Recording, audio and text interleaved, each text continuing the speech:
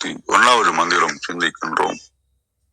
யோகமும் போகமும் யோகியர்க்கு ஆகுமால் யோகம் சிவரூபம் ஊற்றிடும் உள்ளத்தோர் போகம் புவியில் புருடார்த்த சித்தியாம் ஆகும் இரண்டும் அறியாத யோகிக்கு. யோகமும் போகமும் யோகியர்களுக்கு பொருந்தும். எப்படின்னா சிவயோகத்தின் பயனாக சிவபோகம் கிடைக்கும் அப்படின்றாங்க. அப்ப இறை காட்சியும் இறை இன்பமும் பேரின்பமும் சொல்றாங்க இல்லைங்களா, அது நமக்கு கிடைக்கும். இது இயல்பாகவே இந்த யோகியர்களுக்கெல்லாம் அமையக்கூடிய ஒன்று அப்படின்னு ஒரு யதார்த்தத்தையும் சொல்றாரு. எப்படின்னா எங்கும் சிவமாய் காணும் காட்சியும் அக்காட்சியில் சிவானந்த விளைவும் உண்டாகும். இப்போ உலகத்தை நம்ம பார்க்கும்போது இந்த ரியல் உலகம், உண்மையான உலகம் அப்படின்றது மெய் என்பதை உணர்ந்து ஒவ்வொரு காட்சியிலும் ஒவ்வொரு உயிரிலும் ஒவ்வொரு திடப்பொருளிலும் நாம் சிவமாயை பார்க்கும்போது சிவானந்த அனுபவம் கிடைக்கும்ன்றாங்க. அப்படி அந்த சிவானந்தத்தை உண்மையிலே காணக்கு பேர் தான் சிவ தரிசனம் அப்படின்றாங்க. சிவ தரிசனம் கிடைக்கும் போது நமக்கு அந்த ஈகோ வந்துடக்கூடாது. ஆன்மீக ஈகோ, யான் செய்தேன் அப்படின்றதெல்லாம் வரக்கூடாது. தன்முனைப்பு வராமல் இதனை சிவதரிசன முறையிலே சிந்தித்துக்கிட்டே அடக்கி செயலாற்றும் போது சிவ யோகம் அந்த இடத்துல அதுக்கு பேரு சிவ யோகம். அந்த நிலையில சொல்லில்லை, செயலில்லை, மனமில்லை, இரவு பகல் எதுவும் இல்லை, இதுவே சிவபோகம் என்று அறிந்து தெளியப்படும்னு திருமலநாயனார் உணர வைக்கின்றார். மிக்க நன்றி. வாருங்கள் ரத்னகோர ஐயா, வணக்கம். நன்றிங்க. திருச்சிற்றம்பலம். திருமூலர் திருவடிகள் போற்றி போற்றி.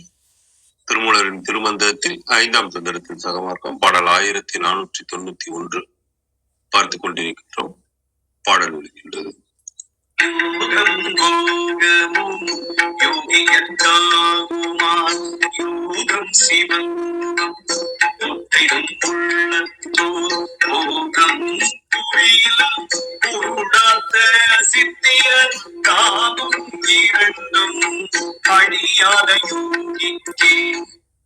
யோகமும் போகமும் யோகியர்க்கு ஆகுமாம் யோக சிவரூபம் உற்றிடும் உள்ளத்துவோர் யோகம் புவியில் உருடாதி சித்தியாம் ஆகம் இரண்டும் அழியாத யோகிக்கே.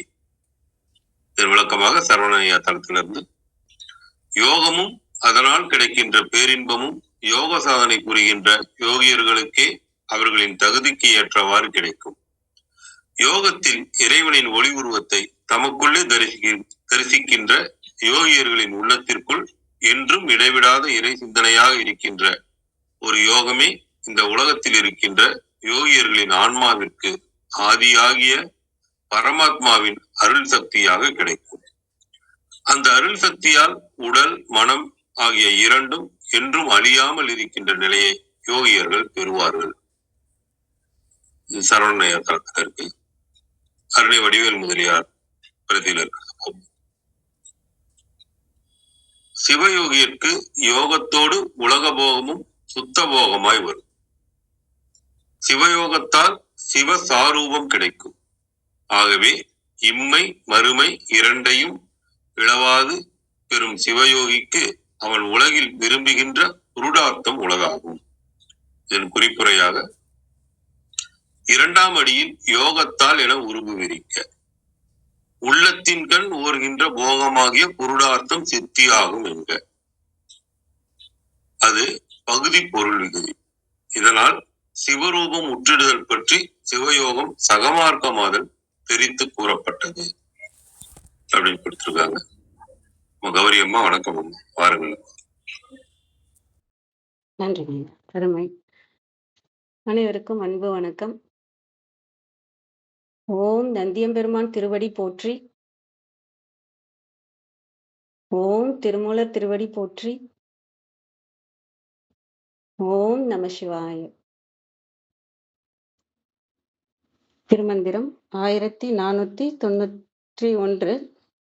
யோகமும் போகமும் யோகியர்க்கு ஆகுமால் யோகம் சிவரூபம் உற்றிடும் உள்ளத்தோர் போகம் புவியில் புருடார்த்த சித்தியது ஆகும் இரண்டும் அழியாத யோகிக்கே. The yogin gets both yoga and boga. Yoga is attaining the form of Shiva. For them, Bhoga is enjoying the attainment in this world. A yogin is eligible for both. யோகமும் போகமும் யோகியர்க்கு ஆகுமால். யோகமும் கிடைக்கும் போகமும் கிடைக்கும் யோகியர்க்கு அப்படின்றதுலேருந்து ஆரம்பிக்கிறாங்க. நம்ம வந்து யோக மார்க்கம் பார்த்துட்டு வரோம். 3வது நிலையில் இருக்கிறது. யோகம் சிவரூபம் உற்றிடும் உள்ளத்தோர். இந்த யோகம் வந்து யோகத்தோட ஞானம். யோகத்தில் சரியை, யோகத்தில் கிரியை, அப்புறம் யோகத்தில் யோகம், யோகத்தில் ஞானம்னு வருது இல்லையா? அந்த யோகத்தில் ஞானமா நமக்கு தெரிய வர்றது என்னன்னா சிவரூபம், சிவத்தோட வடிவம் என்ன அப்படிங்கிறது. நம்ம சிவத்தை உணர்ந்த இது நம்ம ஆன்மா உணர்ந்தது முதல் நிலை. நம்ம உணர்வாக உணர்வோம். அதுக்கு அடுத்த நிலையாக இருக்கிறது தான் சிவத்தை உணர்ந்த நிலை. சிவம்னா யாரு அப்படிங்கிற சிவத்தன்மையும் அந்த ரூபத்தையும் உணர்ந்த நிலை. அதுக்கப்புறம் அந்த சிவரூபத்தை நம்ம உணர்றது தான் அதுக்கப்புறம் அது ஞானமாக இருக்குது அப்படின்றது புரிஞ்சுதான் அதுக்கப்புறம் ஞான பாதையில அந்த சிவத்தையே பற்றி கொண்டு அப்புறம் சிவத்தை அடைவது, அந்த பாதைக்கு நம்ம போயிடுவோம். இந்த பாதையோட முடிவுல வந்து நமக்கு ஞானமா கிடைக்கிறது வந்து அந்த சிவம்னா யாரு, சிவத்தோட தன்மை என்ன, இந்த உலகம் எப்படி இயங்குது. நடராஜர் தான் இயக்குறாரு இல்லையா? அந்த நடனத்துல தான் இயங்குது. ஏன் அந்த நடனத்துல இயங்குது? அதுதான் வைப்ரேஷன். அந்த ஆட்டம், சிவனின் ஆட்டம் தான் வைப்ரேஷன். சக்தியின் இதுதான் இந்த உலகம் இயங்குறதே. இவர் பண்ற அந்த வைப்ரேஷன்ல தான் அந்த சக்தியே ஆட்டமாகுது. அது எப்படி இருக்குது? அதை வந்து நமக்கு பெருசா சொல்லணும்னா ஆட்டம்னு சொன்னாதான் நமக்கு புரியும் இல்லையா? அதை இன்னும் போய் நம்ம உள்ள போய் பார்த்தா அதுதான் நாதம்.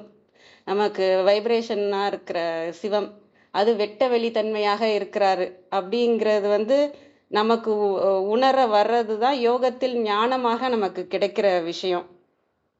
அந்த விஷயம் கிடைச்சி நம்ம அதை புரிஞ்சிட்டு இருக்கிற உள்ள எப்படி இருக்கும்னா நம்ம எல்லாமே இங்க சிவம்தான்றது புரிஞ்சிருக்கிற உள்ளமாக இருக்கும்.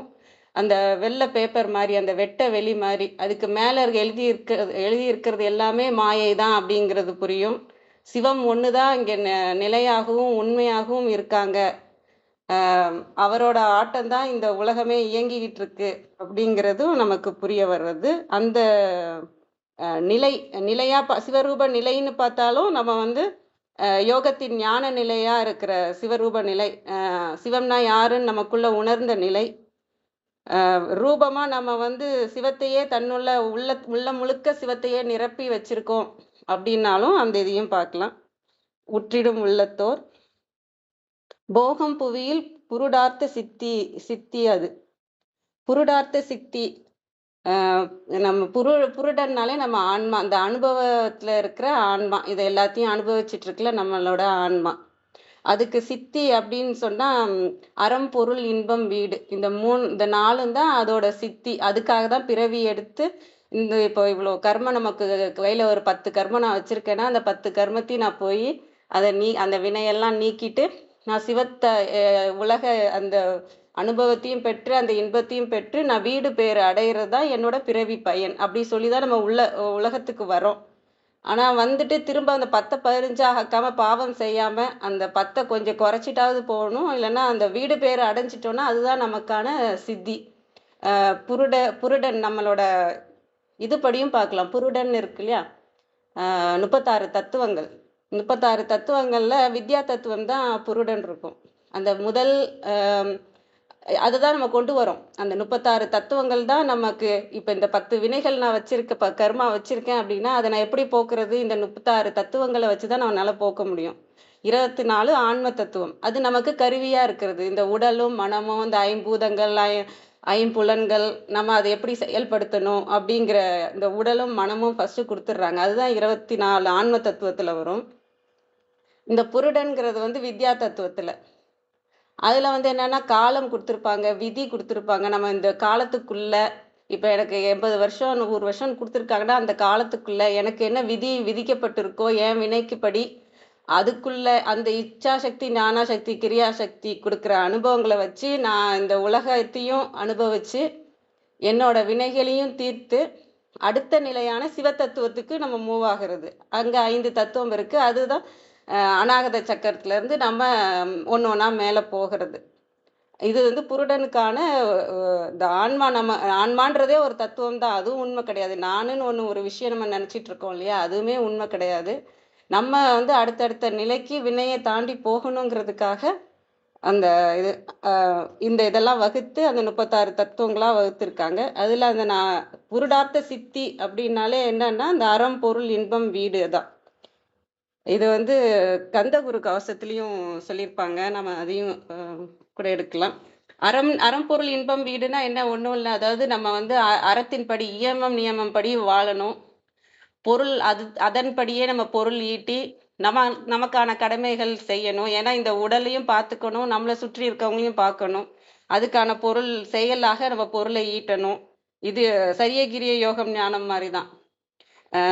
அந்த அப்புறம் நம்மளோட இன்பம், இதனால நமக்கு வந்து எல்லாமே நிறைவு பெறணும். ஒவ்வொரு சக்கரமும் இன்னும் எதிர்பார்ப்பு இல்லாம நிறைவு பெற்று அது இன்பமாக நமக்கு இருக்கணும். எல்லா சக்கரங்களும் நம்ம பார்த்த மாதிரி அன்புக்காக இயங்கிட்டு இருக்கக்கூடாது. எல்லாமே நிறைவு அடைந்த நிலையில இருக்கணும்.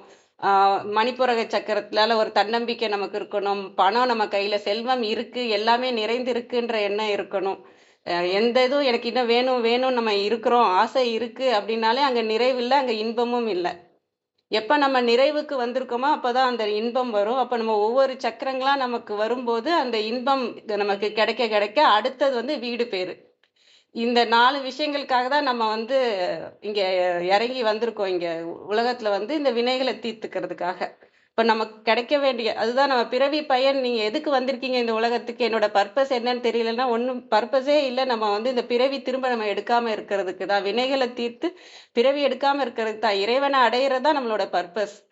அதை நோக்கி நம்மளோட கடமைகளையும் பார்த்துக்கிட்டு நம்ம இறைவனையும் நோக்கி போய்கிட்டு இருக்கிறதா நம்மளோட வேலையை. வேற எதுவும் நம்ம யோசிக்க தேவையில்லை. நான் என்ன உலகத்துக்கு கொண்டு வரணும், என்ன கொண்டு போகணும், நான் என்ன செய்யணும் அப்படின்றதெல்லாம் இல்லை. நீங்க இறைவனை அடையிறது தான். அது அறத்தின் வழியும் மற்றவங்களுக்கு உதவிகரமாகவும் நமக்கும் நல்லதும் மற்றவங்களுக்கும் நல்லதும் தொந்தரவு இல்லாத வழியாகவும் இருக்கணும். அதனால இன்பமும் நிறைவும் உங்களுக்கு எல்லாமே நிறைவடைஞ்சாதான் அடுத்தடுத்த நிலைக்கு நம்ம போக முடியும்.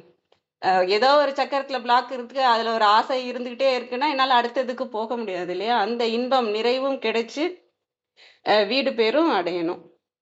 இது கந்தகுரு கவசத்திலையும் சொல்லியிருப்பாங்க. கந்தகுரு கவசம் இப்ப எல்லாருக்கும் இப்ப எப்படி ஒவ்வொருத்தருக்கும் நிலைக்கு தகுந்த மாதிரி நம்ம வந்து பாடல் சூஸ் பண்ணிக்கலாம். அதாவது இப்ப எப்படி சரியையில இருக்கவங்க அவங்க எப்படி இறைவனை பார்க்குறாங்களோ அவங்க அப்படி பார்க்கலாம்.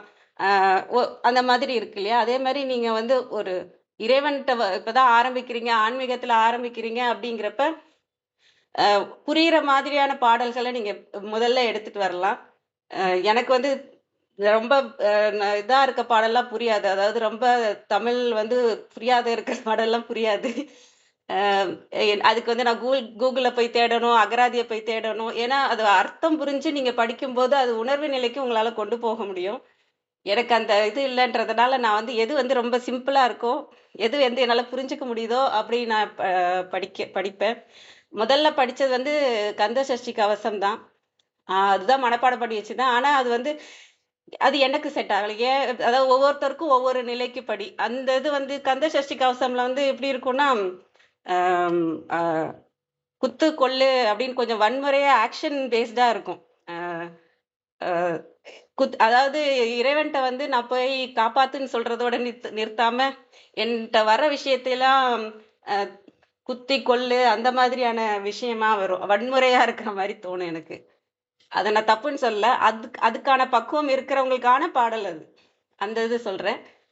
எனக்கு பக்குவமாக எனக்கு பிடிச்ச பாடல், எனக்கு எது பக்குவமான பாடல் பார்த்தீங்கன்னா கந்தகுரு கவசம். கந்தகுரு கவசத்துக்கு அகராதி நம்ம தேட தேவையில்லை. முதல் நிலையில இருக்கிறவங்களே அதை எடுத்து நல்லா படிச்சு உணரவும் முடியும். அதுல எந்த காப்பாத்து கடவுளே, அவ்வளவுதான். அதுக்கப்புறம் அவர் வந்து அதை எப்படி செய்யணுங்கிறது அவங்க இஷ்டம் இல்லையா. இப்ப என்கிட்ட ஒரு பிரச்சனை இருக்கு, அது வெளியில இருக்க பிரச்சனையா இருந்தாலும் சரி, முக்காவாசி பிரச்சனை நமக்குள்ள இருக்கிற மனதுனாலதான் வர்றது இல்லையா. அதனாலும் சரி, காப்பாத்து கடவுளேனா என்னோட அகங்காரம் இருக்குன்னா அதை அழிக்கணும். அவர் பிரச்சனை அது. என்கிட்ட இருந்து என்ன காப்பாத்திக்கோ, என்ன பண்ணுமோ அதை வந்து அவர்கிட்ட ஒப்படைச்சிடுறோம். அதை குத்தி கொள்ளணுமா, அதை வன்முறையில ஹேண்டில் பண்ணுமா, இல்லை வந்து அமைதி நிலையில ஹேண்டில் பண்ணுமாங்கிறது முருகரோட செயல் இல்லையா? முருகர் முடிவு பண்ண வேண்டியது இல்லையா? அந்த மாதிரி நான் நினைச்சதுனால நான் அந்த கந்தகுரு கவசம் வந்து ரொம்ப சின்ன குழந்தைங்களுக்கும் புரியுற மாதிரி இருக்கும். ஈஸியா நமக்கு வந்து உணர்றதுக்கும் ஈஸியா இருக்கும். ஏன்னா பொருள் புரிஞ்சிரும் இல்லையா? பொருள் புரிஞ்சு அதுல எந்த ஒரு ஆக்ஷன் இதா இருக்காது. எப்படி குழந்தைங்கலாம் இந்த படம் பார்க்க வேணாம் அப்படிங்கிற மாதிரியான ஒரு இது இருக்கும் இல்லையா? அந்த மாதிரி அது வந்து சிம்பிள் டேர்ம்ஸ்ல இருக்கும். நான் இந்த புருடார்த்த சித்தி அந்த சித்திய வந்து அவர் கேட்பாரு. நான் சொல்றேன் பாருங்க. அன்புருவாய் வந்தென்னை ஆட்கொண்ட குருபரனே. அன்புருவாய் வந்து அன்பு உருவம் எந்த உருவத்துல வந்து முருகர் எப்படி வரன்றாருன்னா அன்புருவா தான் வர்றாரு. அன்புக்கு உருவமே முருகர் அப்படின்ற மாதிரி.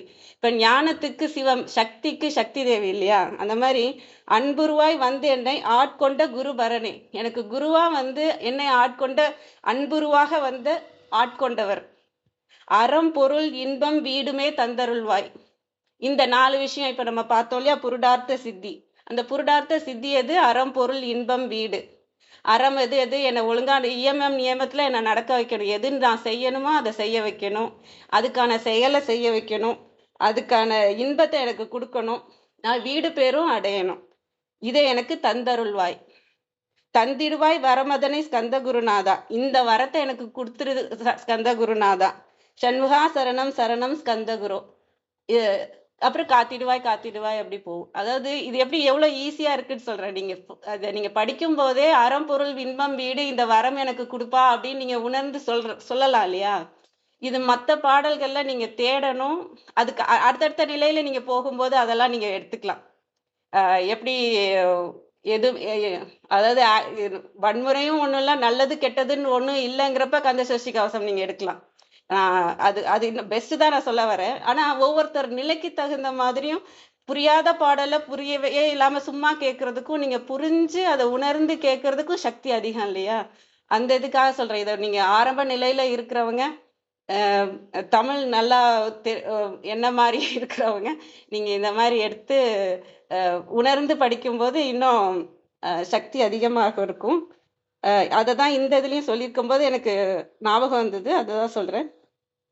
ஆகும் இரண்டும் அழியாத யோகிக்கு. இந்த இரண்டுமே இவங்களுக்கு கிடைக்கும். ஏன்னா இங்க நானுன்றதும் போகல. ஞானத்துக்கு போனாதான் இந்த நானுன்றதும் போகும். இந்த இடத்துல வந்து நம்ம பார்த்திருக்கோம், யோகத்துல வந்து நமக்கு முக்தியும் கிடைக்கும், சித்தியும் கிடைக்கும். ஏன்னா சித்தமும் மனம் புத்தி சித்தம் எல்லாமே தூய்மை அடைந்து அந்த வினைகள் எல்லாம் நீங்க பெற்றிருக்கும் இல்லையா? அதனால நமக்கு அந்த மோட்சமும் கிடைக்கும். அதனால வர உலக இன்பங்களும் அந்த நிறைவும் நம்ம ஒவ்வொரு சக்கரமா தான் இந்த யோகத்துல நம்ம ஏறி வருவோம். அப்போ ஒவ்வொரு சக்கரம் பேலன்ஸ் ஆனதுனால கிடைக்கிற இன்பம் அதுவும் வரும். இதெல்லாம் முடிச்சு நம்ம ஞான நிலைக்கு போகும்போது அந்த சிவபோகம் எல்லாமே நமக்கு ஆனந்த நிலை. அது வந்து ஆனந்த நிலை, இது இன்ப நிலை. நீங்க ஞானத்துக்கு போய் அந்த இறைவனாகவே மாறும்போது அந்த பிளிஸ் அது வந்து சிவானந்தமாக நமக்கு கிடைக்கும்.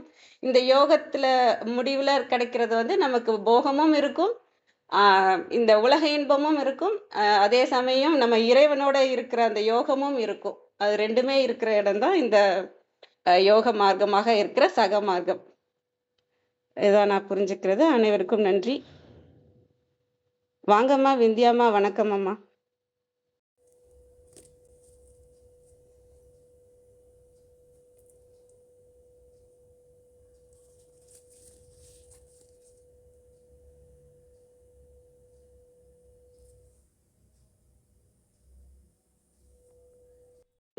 மியூட்ல தான் இருக்குமா?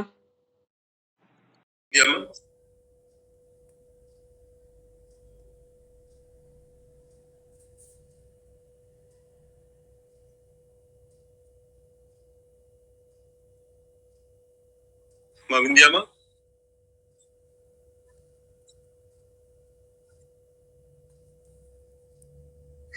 அனைவருக்கும் வணக்கம்.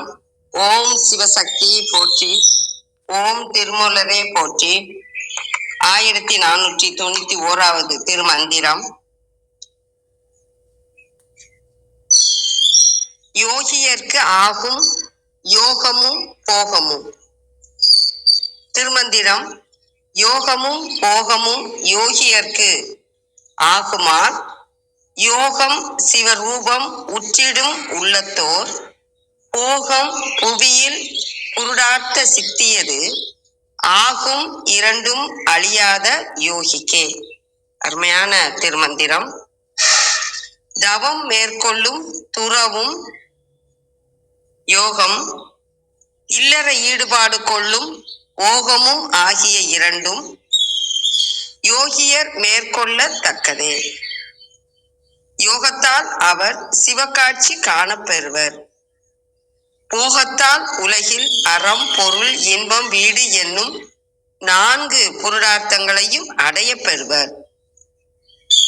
உயர்ந்த யோக நிலை பெற்றவர்களுக்கு யோகம் போகம் இரண்டும் கைகூடுவதாகும். போகம் இல்லற இன்பம் உற்றிடும் அடைய பெறும். புருடார்த்த சித்தியது அடைய வேண்டிய சாதனைகள் இரண்டும் யோகம் போகம் ஆகிய இரண்டும் இம்மை மறுமை இன்பம் என்றும் கூறுவர். கழக வெளியீட்டில் அகத்தவமாம் யோகமும் அதன் புறப்பொலிவாம் போகமும் யோகியர்க்கு எய்துவன. அகத்தவம் சிவ வடிவம் எய்துதல், புறப்பொலிவு நம்பி ஆரூரரும் நங்கை பறவையாரும் போன்று சிவத்தொண்டு மறவா சீர்மையுடன் அனைத்து உயிர்க்கும் அருள் தாங்கி இம்பர் மனை தவம் புரிதல். இதுவே உயிருக்கு ஊர்தி தரும் அறம், பொருள், இன்பம், வீடு பேறு என்னும் நிலை எய்துவதற்கு வாயிலாகும். இவ்விரு நிலையும் அழியா செவ்விசேர் யோகியர்க்கு ஒருங்கு எய்துவன. அழியாத யோகியர் சிவ வடிவம் எய்திய உள்ளத்தவர் ஆவர். புருடார்த்தம் அறம், பொருள், இன்பம், வீடு 2 யோகம் போகம்.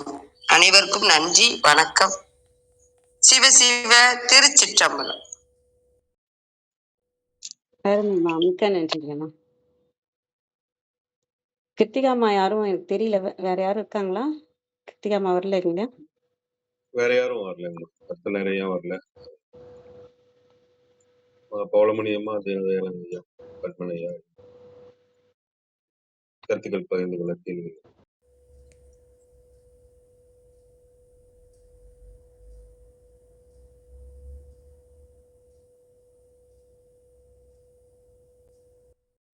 நிறைவு செஞ்சுக்கலாமாயா? சரி, நன்றி. களத்துல வர ஒவ்வொருத்தரும் ஒவ்வொரு மாதிரி சொல்லுவாங்க. நான் ஏற்கனவே சொல்லியிருக்கேன், நீங்க இருக்கும்போது சொல்லியிருக்கிறேன் தெரியல. கிருத்திகாம்மா எடுக்கும்போது பார்த்தீங்கன்னா ஒரு ஒவ்வொருத்தர் எடுக்கும்போதும் நமக்கு கிளாஸ் எடுக்கிற டீச்சர் மாதிரி அப்படிதான் கவனிக்கிறது, கேட்கறது, அவங்களுக்கு அப்படியே கவனமா கேட்கணும். அந்த மாதிரி இருக்கும். ஒரு கையை கட்டிட்டு கவனமா கேட்கணும். அர்த்தம் நிறைய போகும், ரொம்ப ஜாலியா போகும். அது மாதிரி நீங்க பேசுற விதம் ஒரு நம்ம ஒரு டியூஷன் போனோம்னா ஒரு ஜாலியா உனக்கு என்னடா படிக்கணும் அப்படின்னு கேட்டு சொல்ற மாதிரி, இதை படின்னு சொல்லாம உனக்கு என்ன தேவை, சரி நான் சொல்லி கொடுக்குறேன், இல்லை எனக்கு தெரிஞ்சு சொல்றேன் அப்படிங்கிற மாதிரி ரொம்ப அருமையா, ரொம்ப நல்லா உங்களோட இது ரொம்ப நல்லா பண்றீங்க. ரொம்ப நன்றி. நன்றி.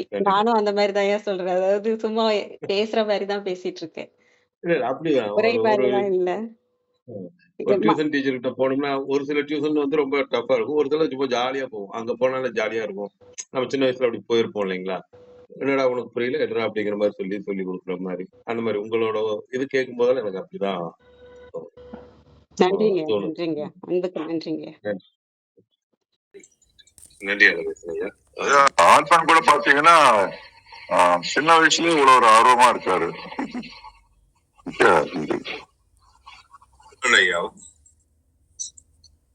யாரு சொன்னீங்க?